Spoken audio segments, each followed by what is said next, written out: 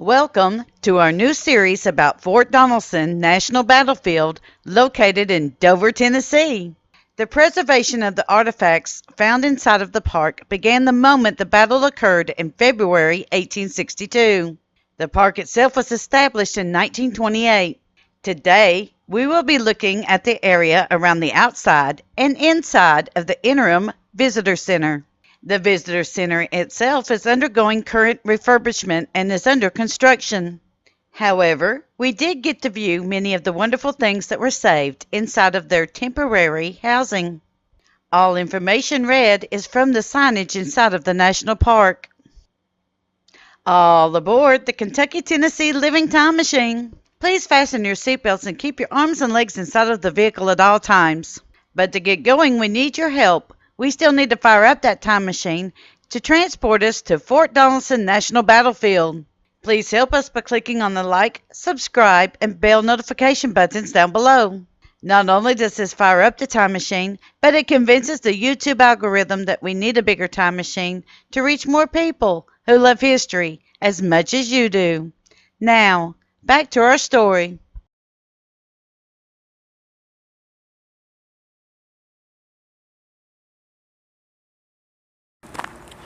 They have constructed a temporary building for the visitor center, parks, information, and exhibits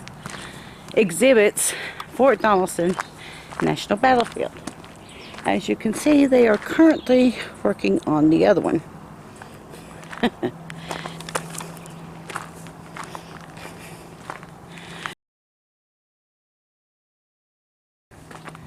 Park hours are from 8 o'clock to 6 p.m. Gates locked to vehicular traffic 6 p.m. to 8 a.m.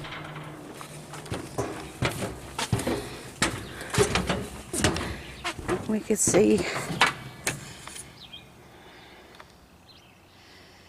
cannons and the gunpowder wagon.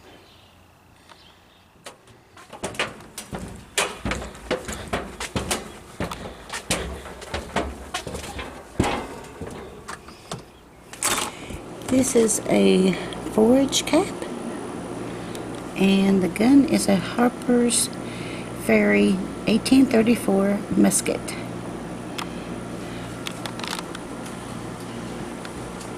May we see the programs, please? Thank you.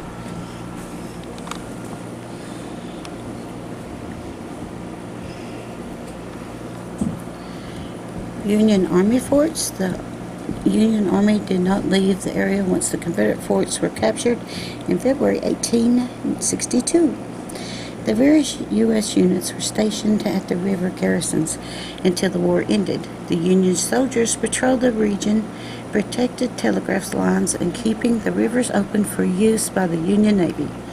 It was here, at the same forts, where thousands of freedom-seeking slaves sought refuge, safety, and steady jobs until 1865.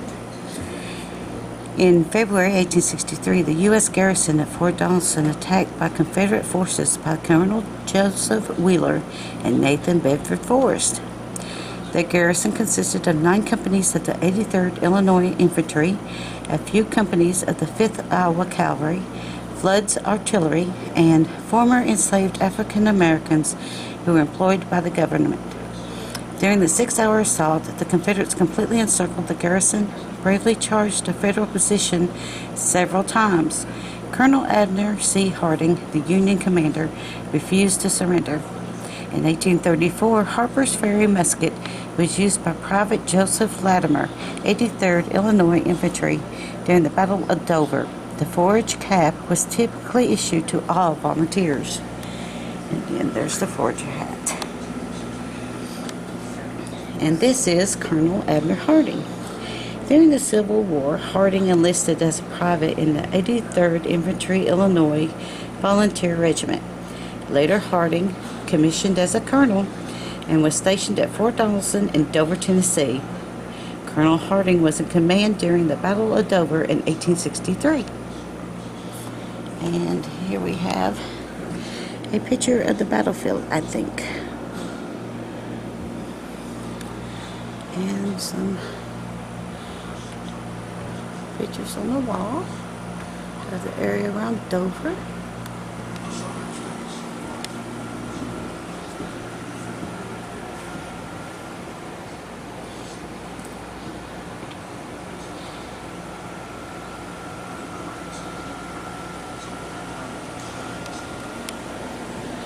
We have some artifacts here.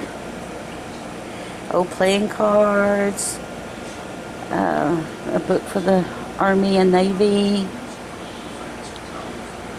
I see some hardtack over there, some soap, some money, socks, looks like an apron, and Farmer's Almanac. And we have a couple of uniforms with shoes.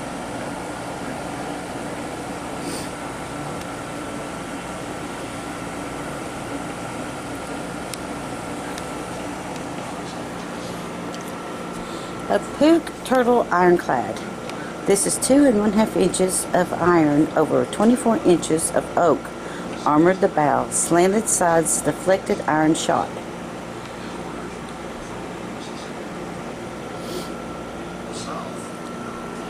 And these are musket balls. Not musket balls, I'm sorry. These are the 32-pound solid shot fired by water batteries that hit the pilot house, gun ports, or areas between the wind and water below armor to do telling damage.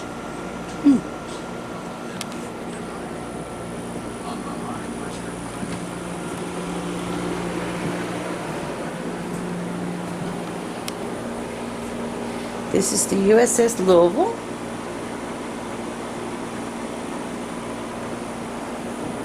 Courtesy of the Library of Congress. Explosions of a gun on board the Cardinalry, Cardendely,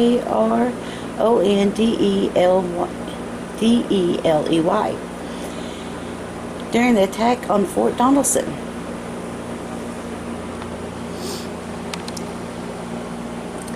And we have some more things. Exchanging Iron Valentines. On the afternoon of February 14, 1862, Confederate volunteers knew that the Union ironclads would soon make their way to the fort. The artillery volunteers had trained weeks before General Grant's forces even made their way south. Excitement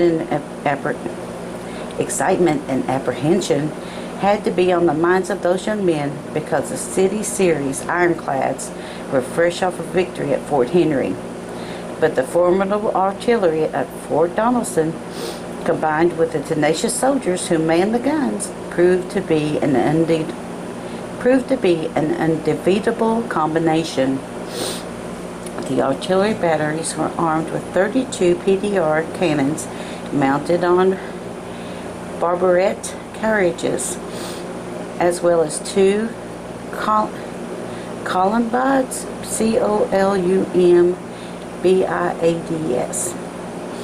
One rifled with the other a smooth board mounted on center PINTLE carriages. Notice the 2 scale models replicas museum case. So there's one model and there's the other model. The red Confederate keepy, and we're going to guess that's that right there, was typically worn by artillerists, though many of the volunteers and the batteries of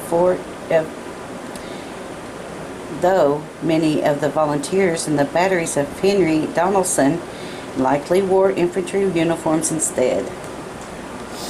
Sailors aboard the 4 ironclad gunboats were volunteers as well. They ate, slept, did their laundry, and kept their personal belongings near the heavy weaponry below deck. Though the U.S. Navy soap box was issued to and used by sailors. During the battle at Fort Donelson, the gunfire exchange between the ironclad weapons and the Confederate batteries was so fierce that the carnage was so severe during the 90-minute battle that the U.S. Navy had difficulty recruiting more volunteers for service.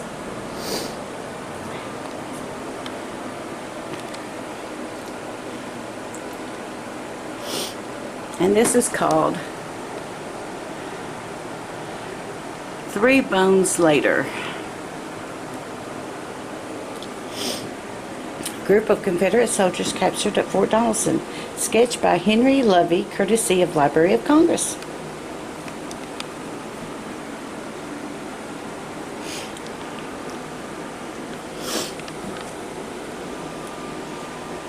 The Confederate soldiers' winter experience in the 1862 campaign. J.B. Howard joined the 49th Tennessee Infantry, just like thousands of other young volunteers in the Confederacy. As with many early war Confederates, Private Howard may have given an allowance for his uniform. It would have been sewn by his mother, wife, or other patriotic Southern women. Both Union and Confederate soldiers were simple-styled uniforms: wool coats, trousers, cotton shirts, brogans, and forage caps. The similarities ended here, because Confederates at Fort Henry and Donelson volunteered for service with weapons that they had at home: flintlock muskets, revolvers, and knives. Other soldiers had variety of weapons that they grounded into companies based on the type of weapons that they brought with them to the fort. Some regiments were better equipped with rifle muskets.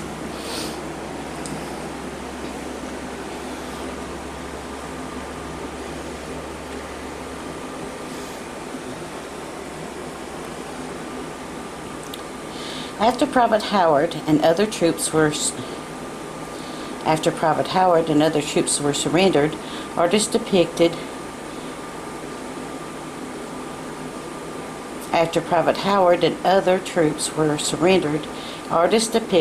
the cold, wet soldiers wrapped in homemade quilts and blankets. The prisoners of war, they were told to turn over the weapons, and only officers were permitted to keep sidearms. Private Howard was imprisoned 6 months at Camp Chase, Columbus, Ohio. The gunflint, a .50 caliber mini ball, and Bowie knife are artifacts of the 1862 battlefield.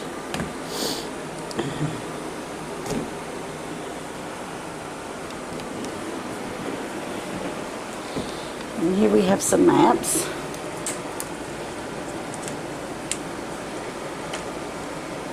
Of troops' positions.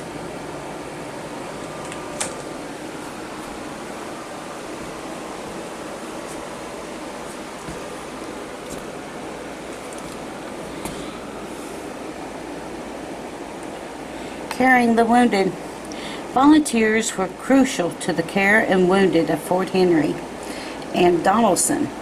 Women, such as Mary Bickerdike, left comforts of their home and family to do patriotic duty as nurses, caregivers, and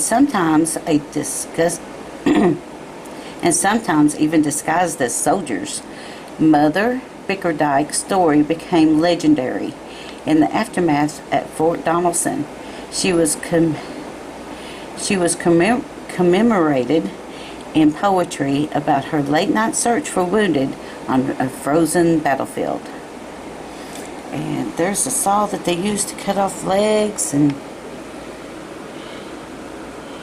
a lamp that she might have used, and scissors. Wow.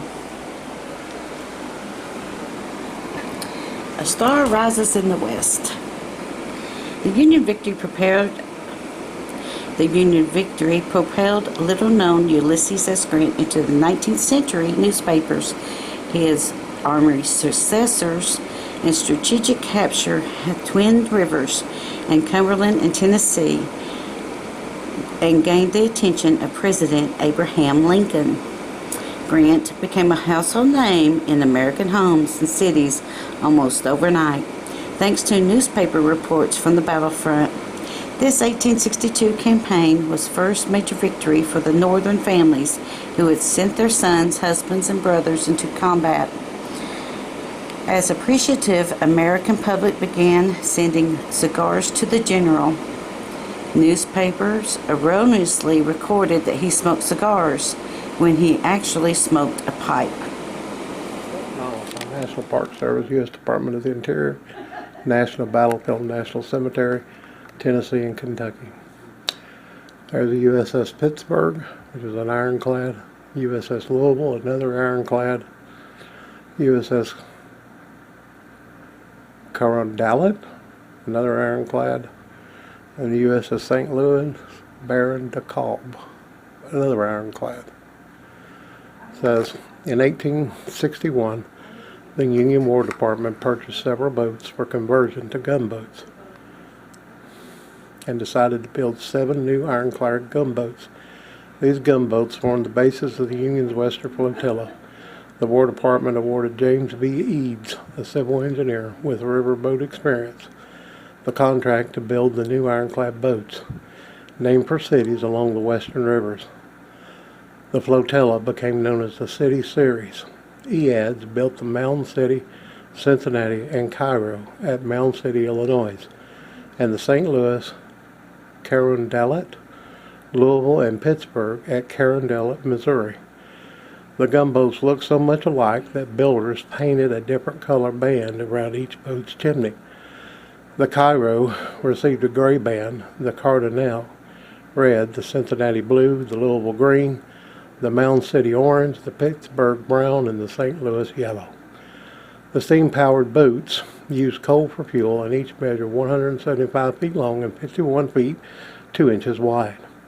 17 officers, 27 petty officers, and 131 sailors crewed each gunboat. The boats had flat bottoms, and Eads designed them especially for river travel. Each needed only a 6-foot draft. The boat's design protected the paddle wheel from enemy fire and placed the boilers below waterline to shield them from damage. 2 1/2 inches of iron protected the 24-inch thick oak sides of the boats.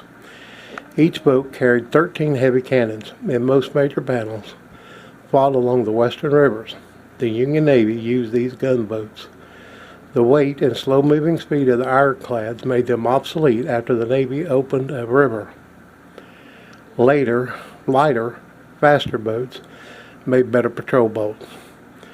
The 4 ironclads pictured above were part of the river forces that attacked Fort Donelson on February 14, 1862. Confederate artillery fire from the upper and lower river batteries, pictured at the right, forced the ironclads to finally withdraw. U.S. Navy Signal Quartermaster Matthew Arthur would be awarded the Navy Medal of Honor. His citation reads, served aboard the USS Carondelet at the reduction of Fort Henry and Donelson, 6th and 14th February 1862, and other actions, carrying out his duties as signal quartermaster and captain of the rifled bow gun. SQM Arthur was conspicuous for valor and devotion, serving most faithfully, effectively, and valiantly. That one says, built in Glasgow, Scotland in 1860, the commerce steamer Giraffe would be renamed the CSS Robert Lee in 1862. The Robert E. Lee would become a very successful Confederate blockade runner, making over 20 runs through the Union blockade to southern ports. And that's a picture of that right there. This one says, on November 9th, 1863, the Robert E. Lee would be caught by USS James Agner and USS Iron Age off the coast of Fort Fisher, North Carolina. Fitted as a warship in June 1864 and renamed USS Fort Donelson. She would later assist in the capture of Fort Fisher. The next few minutes are photographs taken of the artifacts taken inside of the Interim Visitor Center. This portion of the video is silent.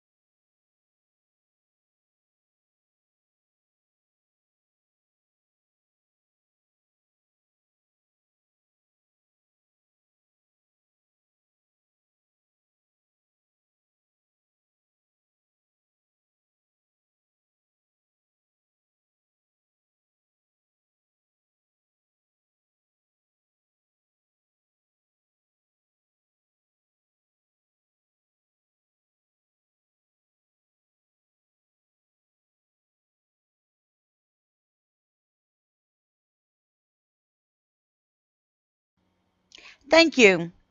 We at Kentucky, Tennessee Living would like to thank you for watching our visit to Fort Donelson. Don't forget to hit that like button, as the more likes we receive, the more likely YouTube is to suggest our videos to other viewers. Also, to receive notice when we upload a new video, be sure to subscribe and click the bell notification button. We thank you for continuing to support Kentucky, Tennessee Living as we are discovering the mysteries in Civil War history.